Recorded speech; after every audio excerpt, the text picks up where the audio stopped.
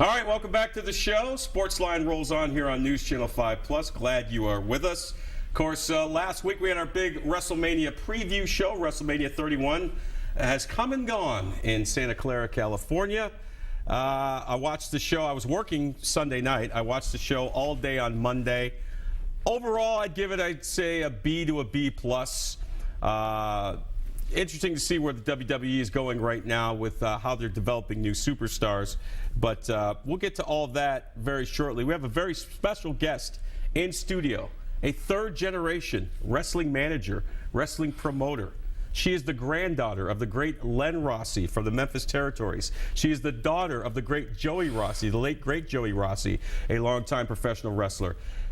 Say hello to Roxy Rossi in studio. We talked to you last week on phone, and now you are here in studio in person. Welcome to SportsLine. Thank you, finally. It only took me 3 times to get here, but I made it. Third time is the charm, and we're getting ready for a big local wrestling show coming up in Sparta this weekend. Tell us about that. Yeah, we got Sabu, we got Al Snow. Who else? We got. It's going to be a crazy card.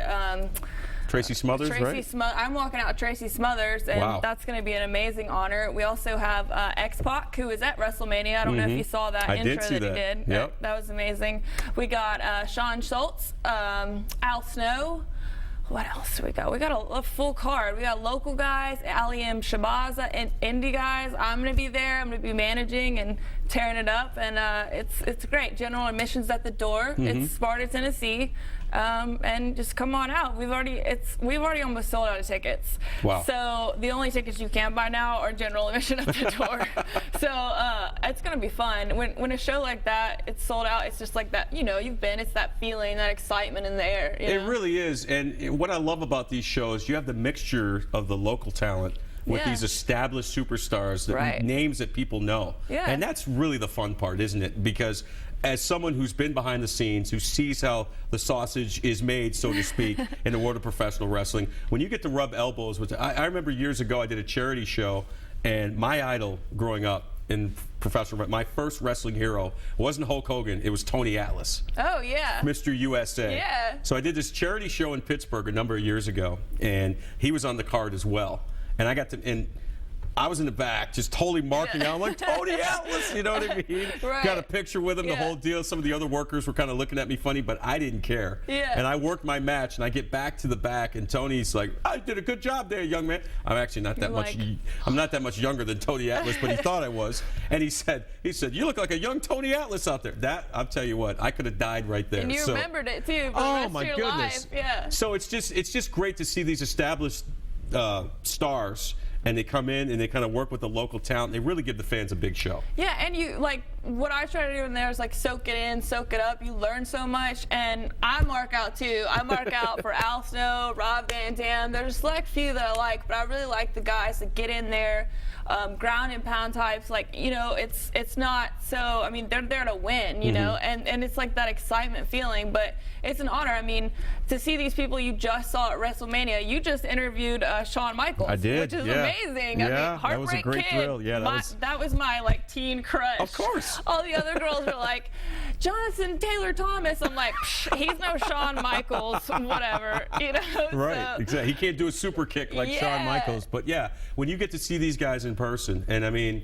for folks that have never been to an independent wrestling show, I mean, it's really some of the best entertainment, isn't it? Because the crowd, what a lot of people may not realize, when you're in the crowd, you are part of the show. Like you are part of the cast of characters. You get to interact with us. I mean, the only difference between what I do, I'm a manager, is a couple spaces of tile floor. I mean, I'm on the ground, I'm touching the ropes, but you're behind me. And at the end of the day, I'm a fan.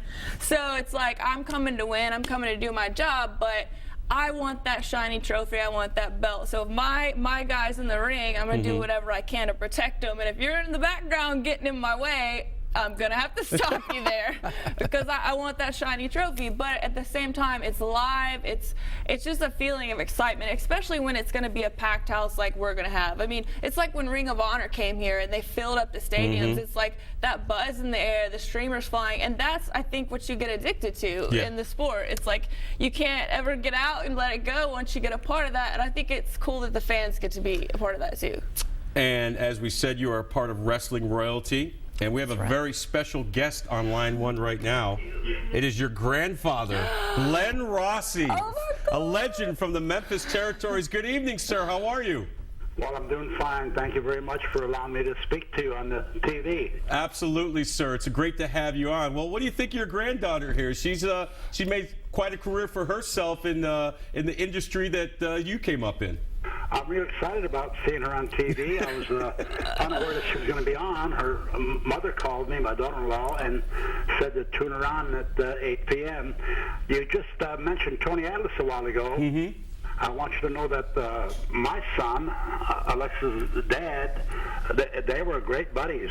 Yeah, what a great guy, sir. Wonderful. Yeah, just a wonderful, pleasant man, and I've had a chance to interview him a couple of times, and again worked a charity show with him. And yeah, when he labeled me as a young Tony Atlas, that was one of the thrills of my life. Sir, you've had an unbelievable career. We're talking with Len Rossi, legend from the Memphis territories. Those back in the day when they were of the territorial wrestling, you know, we had the Mid-South, we had the Northeast, we had up in Minnesota with the Gagne family. What was it like? How much competition was there to prove that, hey, our territory is the best? Yeah, interesting point. I think back then when they had the individual territories in different parts of the country, you had so much good talent all over the United States of America. Tennessee had great talent. North Carolina had great talent. And it was very, very competitive because, you know, people, like, for example, I was on top here in Tennessee. Well, I wanted to be on top when I got to North Carolina also. Sure. So I had to do my best and try to show that particular person up and do whatever I could. It was a tough competition. Roxy, you tell a great story about when you decided you wanted to get into the business. You tried a little bit as a wrestler yourself. You did some training with Dutch Mantel, decided to be more of a manager/valet, but you had to do the traditional Italian thing and go to your grandfather and ask for the blessing, right? Yeah. Tell us that story again. I felt like I was like asking for his hand in marriage or like his blessing there, but basically I didn't want to like use his name without his permission because that's his legacy. I mean, he spent his whole life in the business protecting it and building it. He's done amazing things, you know. And then now, you know, he's turned his life over to the health food store. He's like the oldest store in Brentwood, 40 years this year.